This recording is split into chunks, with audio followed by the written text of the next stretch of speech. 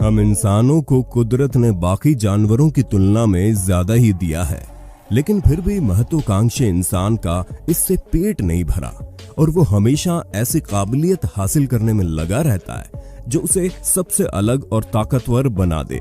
कुछ हद तक वो कामयाब भी रहा, लेकिन क्या आप जानते हैं इस धरती पर ऐसे कई जीव मौजूद हैं जिनकी काबिलियत देखकर इंसान भी दंग हो जाता है। यही काबिलियत उन्हें इस दुनिया में आज तक अपना अस्तित्व कायम रखने में मदद किए हुए है। इस पर हम 2 पार्ट पहले भी बना चुके हैं, तो चलिए जानते हैं इस तीसरे पार्ट में कुछ ऐसे जानवरों के बारे में जो बेहद अजीबोगरीब और शानदार एबिलिटी या कहें कि काबिलियत के धनी हैं। Alaskan would frog.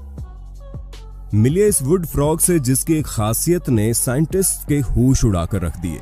जी हाँ, साल का जैसे ही सितंबर महीना आता है, ये मेंढक एक बहुत ही अजीब काम करते हैं। ये ठंडे मौसम में पूरी तरह जम जाते हैं। उनके शरीर का 2/3 पानी बर्फ में बदल जाता है। अगर आप उन्हें उठाएंगे तो ऐसा लगेगा जैसे अकड़ कर मर गए हों। उनके एक पैर को मोड़ेंगे तो वो लकड़ी की तरह टूट जाएगा। दरअसल जब अलास्का में तापमान -20 डिग्री सेल्सियस गिर जाता है, तब इस मेंढक का शरीर लगभग 80% तक बर्फ में जम जाता है। इस दौरान उसके शरीर में अजीब और असामान्य शारीरिक चीजें घटती है।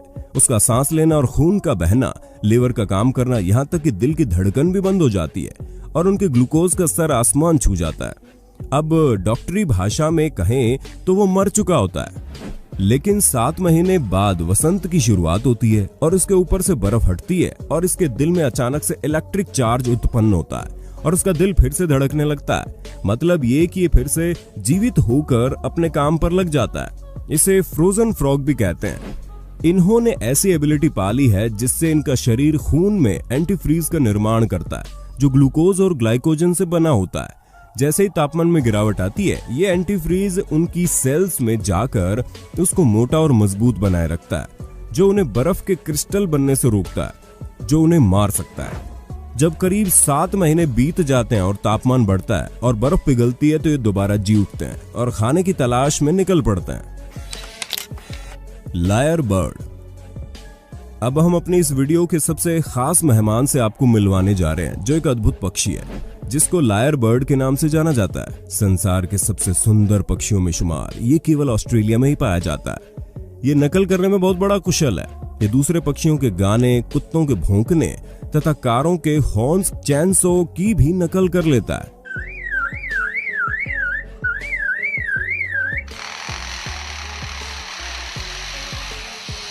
ये अपने आसपास के वातावरण में सुनाई देने वाली लगभग हर आवाज की शानदार और सटीक तरीके से प्राकृतिक और कृत्रिम नकल करने की क्षमता रखता है। मादा पक्षी से नर पक्षी लंबा व बड़ा होता है। नर पक्षी की 16 हिस्सों वाली बेहद लंबी पूंछ बहुत ही खूबसूरत लगती है और ये जब उसे फैलाता है तो उसका आकार वाद्य यंत्र लायर यानी वीणा की तरह हो जाता है, इसलिए इसे ये नाम मिला है। जाड़े के मौसम में नर पक्षी गीत गाकर मादा को अपनी ओर आकर्षित करता है। ऑस्ट्रेलिया के एडिलेड चिड़ियाघर में मौजूद लायर बर्ड वहां चल रही कंस्ट्रक्शन के कुछ औजारों की आवाज सुनता है, जैसे कील ठोकना, आरी से लकड़ी काटना, ड्रिल मशीन का चलना। इसके अलावा कैमरे, शटर की आवाज, बच्चों की लेजर गन और यहाँ तक कि इंसानों की आवाज भी सुनी। फिर देखिए कैसे उनकी हूबहू आवाज निकालने लगा।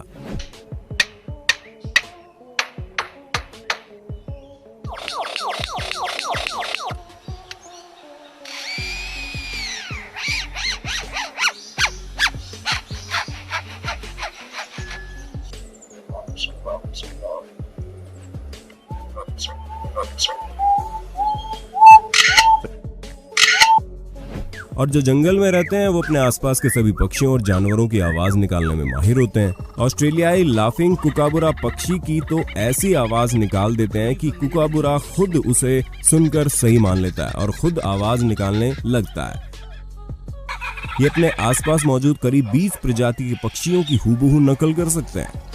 ऑस्ट्रेलियाई नेशनल यूनिवर्सिटी के व्यवहार विज्ञानी अनास्तासिया डालजील के अनुसार हम वास्तव में अभी तक नहीं जानते कि ऐसा कैसे कर लेते हैं। शायद इनके पास अद्भुत सुनने की शक्ति और मेमोरी होती है। हुडेड पिटो हुई। न्यू गिनी में पाया जाने वाला ये पक्षी दुनिया का इकलौता ऐसा पक्षी है जो जहरीला भी है। जी हाँ, सही सुना आपने। दुनिया में सबसे शक्तिशाली न्यूरोटॉक्सिन में से एक बटराचोटॉक्सिन इसकी त्वचा, पंख और उत्तकों में पाया जाता है। ये वही जहर है जो साउथ अमेरिका के डार्ट फ्रॉग्स में पाया जाता है। पहले किसी को ये नहीं पता था कि ये पक्षी इतने जहरीले होते हैं। इस बात का पता तब चला जब 1989 में पक्षी विज्ञानी जैक डम्बाचर इस पक्षी को अपने जाल में पकड़ रहे थे। इसे छूने के बाद जब उन्होंने अचानक अपने होठों को छुआ तो इनका पूरा मुंह सूज गया और सुन्न हो गया। तब पता चला कि ये पक्षी बहुत जहरीला होता है। डार्ट फ्रॉग्स की तरह ये जन्म से ही जहरीले नहीं होते। तो इनके पास ये कैसे आया? अभी हालिया प्रयोग में पता चला है कि वे इसे अपनी खाद्य आपूर्ति से प्राप्त करते हैं, विशेष रूप से बीटल की एक प्रजाति से जिसे खाते हैं। इसलिए यदि आप न्यू गिनी के जंगलों से भटक रहे हैं और आप एक सुंदर लाल और काले रंग के पिटो हुई पक्षी को देखते हैं तो बस दूर से इसका आनंद ले लेना।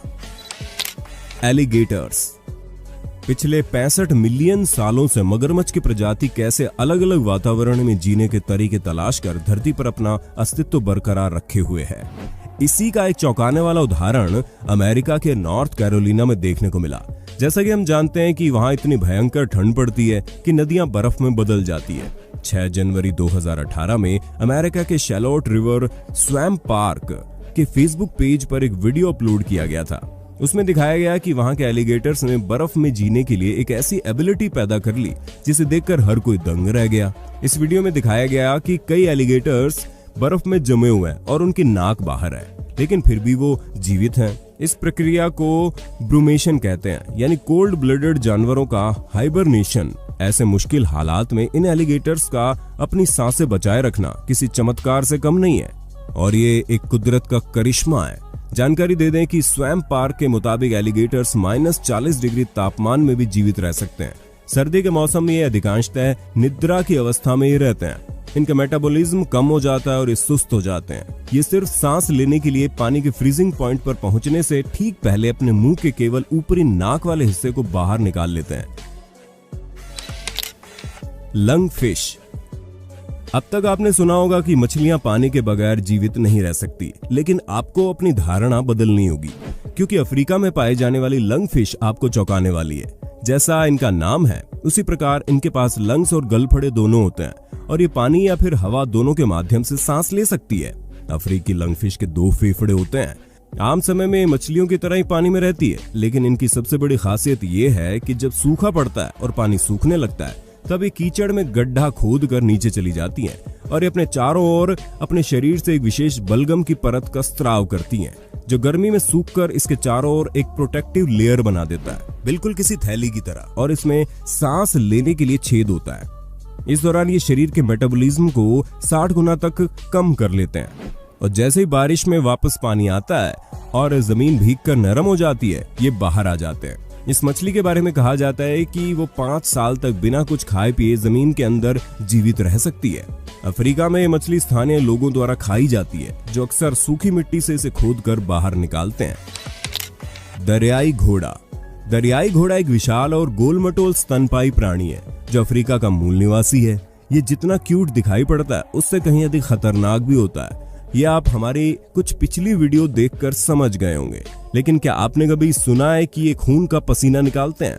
अगर हाँ तो ये भूल जाइए, क्योंकि ये बस एक मिथक है। इनके विशाल शरीर को बहुत गर्मी लगती है, इसलिए अधिकतर समय ये पानी में पड़े रहते हैं, लेकिन जब पानी से बाहर आते हैं तब बेरंग चिपचिपा पसीना आता है इन्हें, जो बाद में लाल रंग में बदल जाता है, जो खून नहीं होता। ये एक तरह का चिपचिपा तरल होता है जो इन्हें सूर्य की गर्मी से बचाने के लिए मॉइस्चर और सनस्क्रीन का काम करता है। साथ में जर्म्स को मारकर एंटीबायोटिक के रूप में भी काम करता है। यानी कि इन्होंने अपने आप ही अफ्रीका की भीषण गर्मी में स्वस्थ और ठंडा रहने के लिए खास तौर पर ये खासियत पैदा कर ली है। डंग बीटल। गोबरेला यानी कि डंग बीटल एक कीट है जो गोबर या इंसानी मल के छोटे गोले बनाकर उन्हें धकेलते हुए अपने घर ले जाता है, जिसके बाद उस पर अंडे देता है। उसके बाद लार्वा इसी को खाकर बड़े हो जाते हैं। धकेलने के लिए अपने पीछे के पैरों का इस्तेमाल करता है और सिर और अगले पैर सामने नीचे की तरफ रहते हैं। आपने कभी नोटिस नहीं किया होगा, लेकिन ये हमेशा सीधे ही सही दिशा में आगे बढ़ते हैं। जब साइंटिस्ट्स को इस बात का पता चला तो उन्होंने इन पर कुछ एक्सपेरिमेंट किए और उनका जो रिजल्ट आया वो देखकर साइंटिस्ट हैरान रह गए थे। पहले तो साइंटिस्ट ने इनके रास्ते में ऑब्स्टिकल रखा, जिससे ये गिरने के बाद इनकी डायरेक्शन बदल गई, लेकिन बिना समय गंवाए ये दोबारा उसी सीध में सीधे चल दिए। इसके बाद साइंटिस्ट ने इन्हें एक सर्कुलर प्लेटफॉर्म पर रख दिया और कुछ देर बाद उसे कुछ एंगल पर रोटेट कर दिया, लेकिन यहाँ भी डंग बीटल ने बिना ऊपर देखे तुरंत सही लोकेशन का पता लगा लिया और उसी डायरेक्शन में चल दिए। फिर साइंटिस्ट ने सोचा कि ये डंग को धकेलना शुरू करने से पहले आसमान में क्यों देखते हैं, जिसे डंग बीटल डांस कहा जाता है।